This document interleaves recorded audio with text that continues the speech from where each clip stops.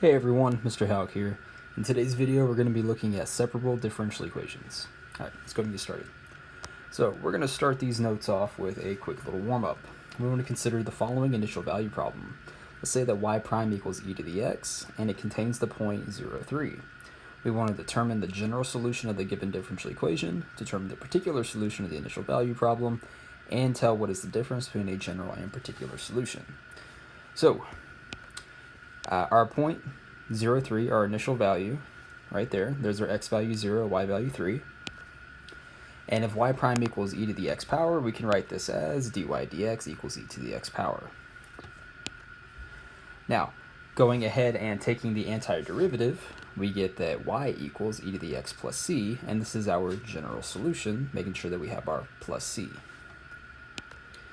Since we know that our x value is 0 and our y value is 3, let's go ahead and plug those into our general solution. That's going to give us 3 equals e to the 0 power plus c.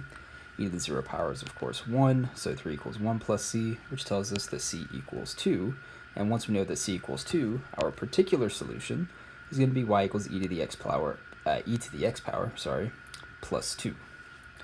Now, of course, the difference between a general and particular solution is a general solution has that plus c. It shows the family of all antiderivatives. And the particular solution is a specific solution given our initial condition where we solve for the value of c.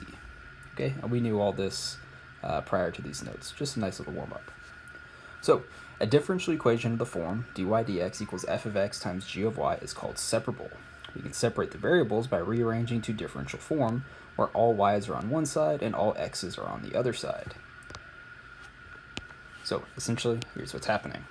You can see that g of y, we're bringing over here with the dy, so we have 1 over g of y dy. We have the y variables on one side, and the dx we'd be multiplying to the other side, so that we would have f of x dx on the right side. All y variables on one side, all x variables on the other side. Now, let's say that we don't have, let's say our differential equation is of the form like this. So we have dy dx equals f of x, where we only have, some function of x here on the right side. We don't have a function of y.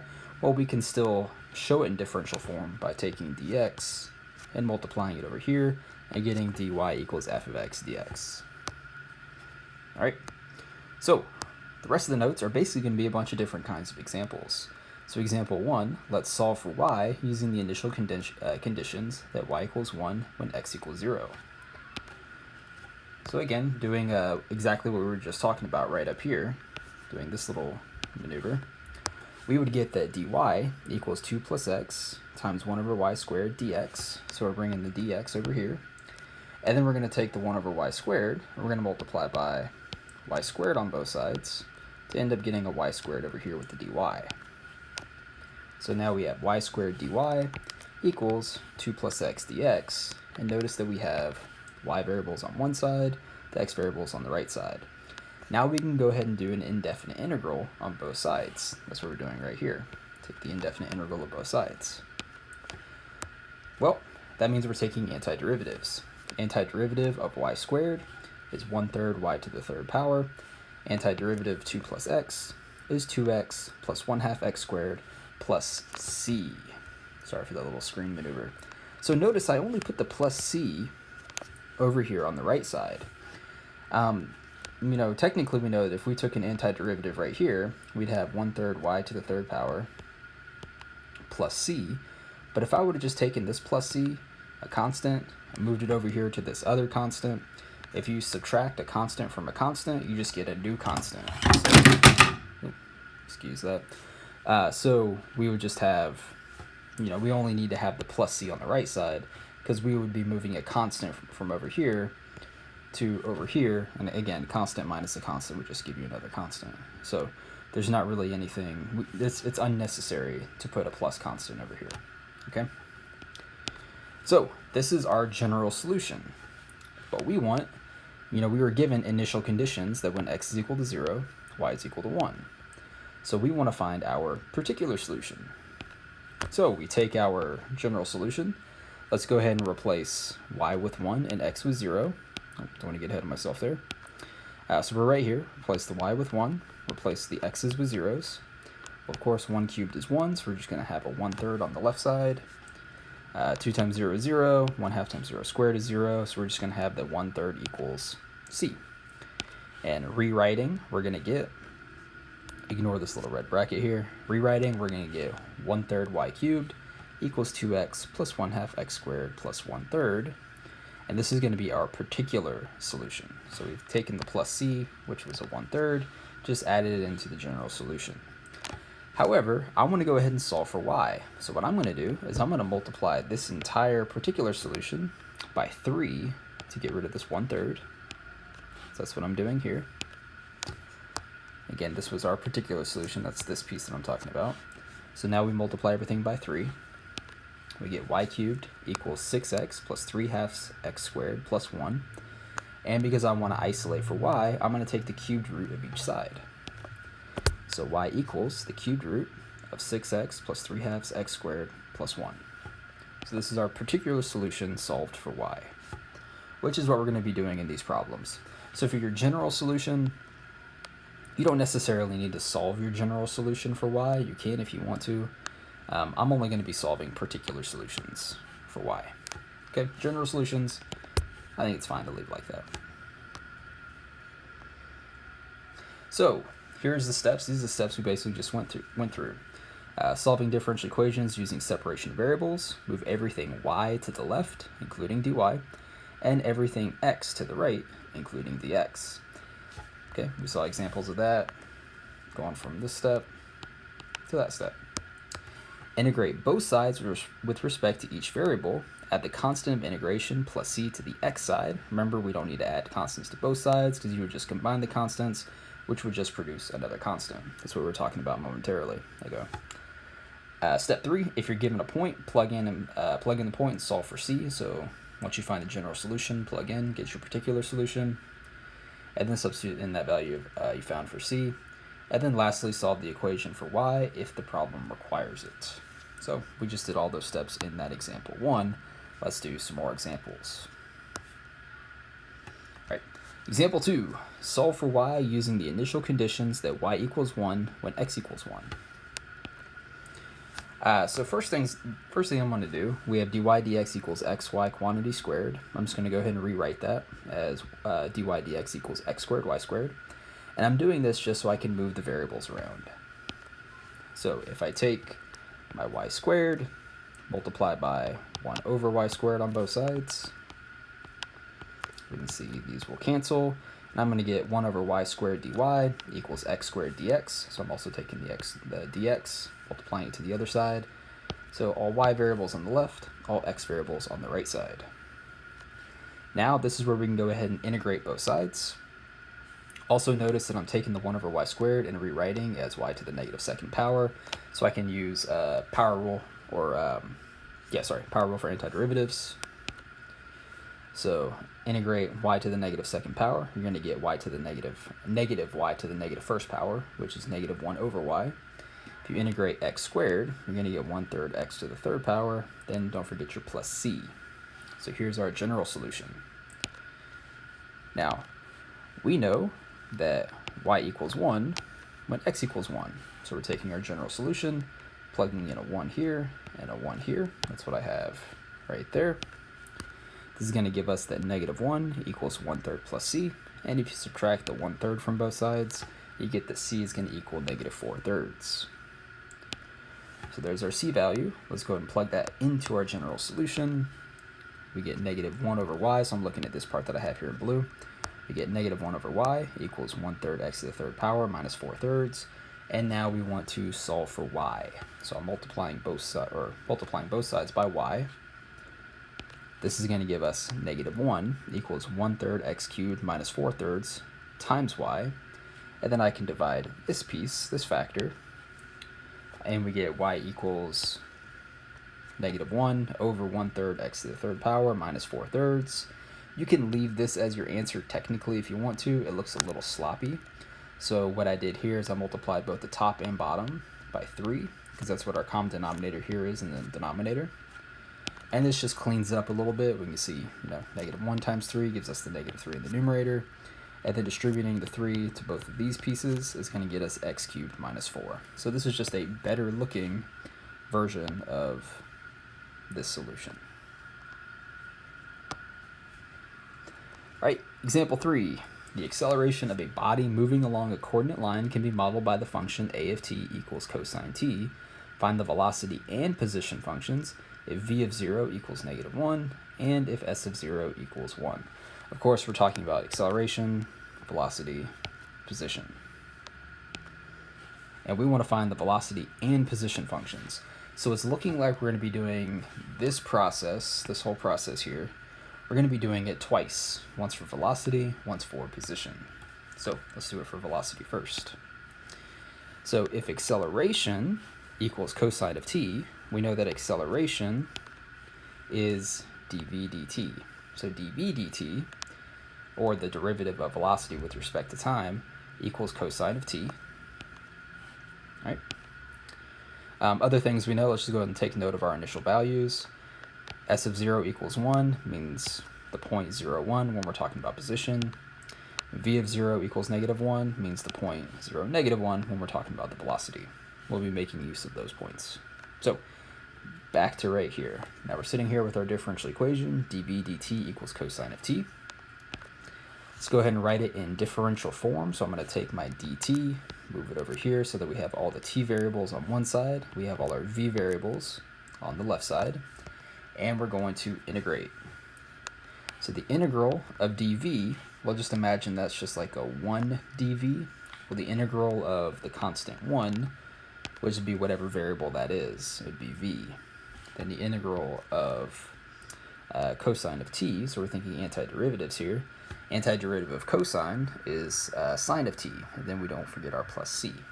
So here's our general solution. And we know that we have the point 0, negative 1 as our initial value. So this is saying that when t is 0, the velocity is negative 1. So v gets replaced with negative 1, t gets replaced with 0. We know that the sine of 0 is 0, so this tells us that c equals negative 1. So rewriting our general solution, we have v of t equals sine of t minus 1. Okay, so we've done about half the problem. We found our velocity function when velocity at time 0 equals negative 1. Now, we're going to go ahead and find our position function when the position at time 0 equals positive 1. So we take our velocity function, and remember that velocity is the derivative of position. So we can rewrite v of t as ds dt equals sine of t minus 1. Let's go ahead and write this in differential form. So take our dt, move it over here with everything with variable t. So we have ds equals sine of t minus 1 dt, and we're going to integrate both sides. So we're doing this process again. Integral of ds, or the antiderivative of 1 ds, is just s. Antiderivative of sine of t minus 1, so antiderivative of sine of t is negative cosine of t. Antiderivative of negative 1 is negative t. And then we don't forget our plus c. Now we know that when time is 0, s is 1. So we're going to replace s with 1, replace the t's with zeros. Cosine of 0 is positive 1, so negative cosine of 0 is going to be negative 1. So 1 equals negative 1 plus c. Add the 1 to both sides, and we get that c equals 2. And then substituting that c equals 2 into this general solution, we finally get s of t equals negative cosine t minus t plus 2. All right, so nice little problem. We saw the separable differential equations done twice in that example. All right, moving on to example 4. Find the general solution for dy dx equals e to the x plus 20 times 1 plus x squared minus 1. Then find the particular solution that satisfies the initial condition y of 0 equals negative 2. Well, y of 0 equals negative 2 just means that when x is 0, y equals negative 2. So we have the point 0, negative 2. This is going to help us with our particular solution. But let's go ahead and find our general solution. So I'm going to rewrite our differential equation. dy dx equals e to the x power plus 20 over 1 plus x squared. So I'm taking the 1 plus x squared to the negative first. Rewriting it like this with our 20 in the numerator. And I'm going to go ahead and take the dx, move it over here. So we would have e to the x plus 20 over 1 plus x squared dx. So we're separating the variables. And we can go ahead and integrate now. So we're integrating both sides. Antiderivative of 1 dy is just y. Antiderivative here. Remember our properties of integration, properties of indefinite integrals. We can go ahead and split this integration up. So we can do the integral of e to the x dx plus the integral of this piece. Notice I'm taking the 20, moving it to the outside since it's a constant. So we have 20 times the indefinite integral of 1 over 1 plus x squared dx. All right, continuing with this problem. Now we have y equals, well, this antiderivative e to the x is just e to the x. We love that one. Antiderivative of 1 over 1 plus x squared is inverse tangent. Make sure that you're committing these antiderivatives to memory. Okay, so here we are. This is our general solution. Let's go ahead and apply our initial value. When x is 0, y is negative 2. So negative 2 for the y. 0 is for the x's. E to the 0 is going to be 1. Inverse tangent of 0, you need to remember from trigonometry how inverse tangents work. This is basically saying what angle on the unit circle is going to give us a tangent value of 0. Well, also you got to keep in mind, when we're talking about inverse tangent, we have a restricted domain of negative pi over 2 to pi over 2. So from negative pi over 2 to pi over 2, what angle is going to give us a tangent value of 0, and that's just going to be 0 radians. So 0 is the answer to this little piece right here. So negative 2 equals 1 plus 20 times 0 plus c. This, of course, is going to get wiped out. So negative 2 equals 1 plus c, which means that c equals negative 3. And, of course, taking our c equals negative 3, applying it to our general solution, we get y equals e to the x power plus 20 inverse tangent of x minus 3. All right, so hopefully after a few of these, you're starting to really understand the whole process here. So let's continue because some of these get a little more interesting.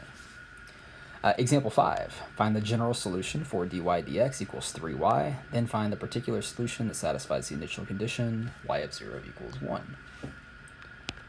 Well, first things first, initial condition, y of 0 equals 1. When x is 0, y equals 1, so we have the point 0, 1. And let's go ahead and separate our variables. So dy dx equals 3y. Move the dx over. This is going to tell us, and also move the y over, by the way. I'm taking the y, bring it over here as a 1 over y, so multiplying by 1 over y. Take the dx, bring it over here. So we have 1 over y dy equals 3 dx. Notice I'm leaving the 3 over here. I don't need to bring it with the y, just need to move the y variable over. And then I'm going to integrate both sides. So the integral of 1 over y dy equals the integral of 3 dx. Remember that the integral of 1 over y is the natural log of y. I'm not worrying about the absolute values because I'm just solving for y. I'm trying to find what y is. That's my solution to the differential equation. So I'm not worrying about the absolute value of y here. So we have natural log of y equals, antiderivative here of 3 is going to be 3x. Then we have our plus c. Applying our initial value, natural log of 1 equals 3 times 0 plus c. Natural log of 1 is 0, 3 times 0 is 0, so we just get that c equals 0. Plugging that into our general solution right here, we have natural log of y equals 3x, and we're trying to isolate for y, so one thing we can do to get rid of this natural log is take e as the base of both of these sides of the equation. So e to the natural log of y is going to give us just y. E to the 3x power, we're just going to have e to the 3x power. It's a nice little problem there. All right, last page in our notes. Example 6, solve the differential equation dy dx equals cosine squared y for y using the initial conditions, y equals 3 pi over 4 when x equals 2. So that, of course, just means the point 2 comma 3 pi over 4. Here's our differential equation. Let's go ahead and separate the variables. So cosine squared y, bring it over here as a 1 over cosine squared y dy, move the dx over. 1 over cosine squared y dy equals dx.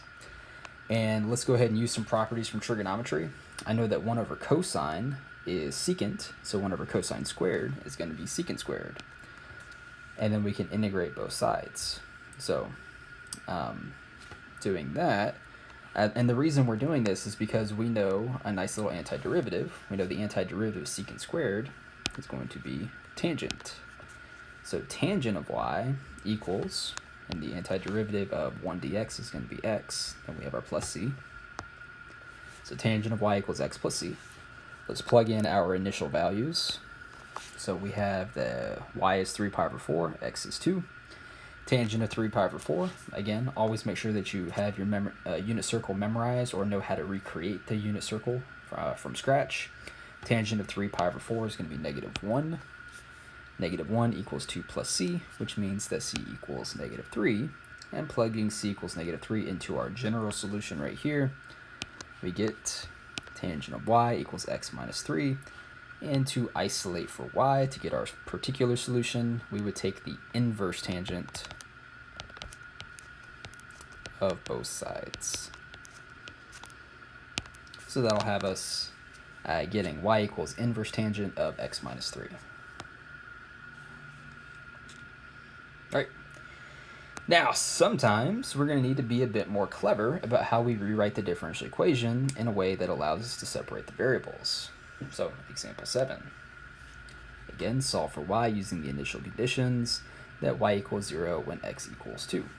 So here's our differential equation. dy dx equals e to the x minus y power. Well, this is a little difficult to deal with. It's difficult to separate these variables with the way this exponential function is written. So what I'm going to do instead is I'm going to rewrite this using properties of exponentials. I know that e to the x minus y power can be written, and by the way, there's our initial condition, 2, 0. But to get back to the point, e to the x minus y power can be rewritten as e to the x over e to the y. So now this is our differential equation. dy dx equals e to the x over e to the y. Separating the variables, multiplying the e to the y over here, moving the dx over here. We now have e to the y dy equals e to the x dx, and we can integrate both sides. And this is, of course, our favorite integral. Integral of e to the y is e to the y, integral of e to the x is e to the x. Don't forget our plus c on the right side. And then now we use our initial condition. X is 2, y is 0, just like that. E to the 0 is, of course, 1. So 1 equals e squared plus c, which means c equals 1 minus e squared. Plugging into our general solution, we now have e to the y power equals e to the x plus 1 minus e squared. And we want to get y by itself. We want to isolate for y. So one way we can get rid of this pesky base of e is to take the natural log of both sides. So natural log of e to the y power equals natural log of e to the x plus 1 minus e squared. This, of course, will leave us with just the y. So y is the natural log of e to the x plus 1 minus e squared. Nice little problem because we had to be a little clever about rewriting our initial differential equation so that we can have a separation of variables. And finally, our last example in the notes, solve for the general solution of the following differential equation right here. dy dx equals 4 root y times natural log of x over x. This will be a good one because this will also bring into, you'll see here in a moment, it's going to bring u substitution back up from the last lesson. So rewriting, just going to rewrite the y right here. Square root of y is y to the 1/2 power. So 4y to the 1/2 power times natural log of x over x. Separating the variables, y to the 1/2 power, bring it to the other side over here with the dy as 1 over y to the 1/2 power dy. Bringing the dx over here equals 4 natural log of x dx. I'm going to go ahead and rewrite again. So 1 over y to the 1/2 power, I'm going to write as y to the negative 1/2 power. And then the 4, I'm going to move it kind of out to the front here. 4 times natural log of x dx, natural log of x over x dx, sorry. And then we're going to go ahead and integrate both sides. Now, notice I have this little piece right here kind of blocked off, because in order for us to calculate this indefinite integral, we're going to use u substitution. So let's go ahead and do a little bit of side work over here. So we're going to look specifically at this part, the integral of natural log of x over x dx. I'm going to rewrite it as natural log of x times 1 over x dx, and I'm going to let the natural log of x be u. So u equals the natural log of x. That means du equals 1 over x dx, which means that dx equals x du. Using our substitutions, natural log of x, we're replacing with u. We have the 1 over x that carries over, and dx is getting replaced with x times du. X and 1 over x cancel. Remember, in u substitution, your original variable, whatever it might be, needs to cancel out. You need to only have the u left over. Taking the integral of u du, that's going to be 1/2 u squared plus c, and then we resubstitute natural log of x for u.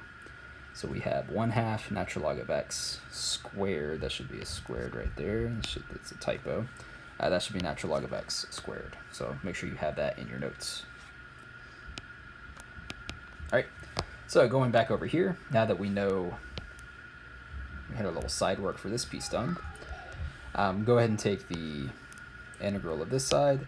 That's going to give you 2y to the 1/2 power equals 4 times, and we had 1/2 natural log of x squared plus c, so we have that right here. And then again, notice the problem said we're solving for the general solution. Remember when I said that when we find just the general solution, I'm not too concerned with you isolating for y. I am going to clean up this part a little bit. 4 times 1/2 is 2. So I'm going to have 2y to the 1/2 power equals 2 natural log of x squared plus c. Again, if you want to, you can go ahead and solve for y. But since it's just a general solution, I'm going to leave it right here. So that should wrap it up for the notes. Yeah, if you have any questions about it, make sure to send me a message on Remind.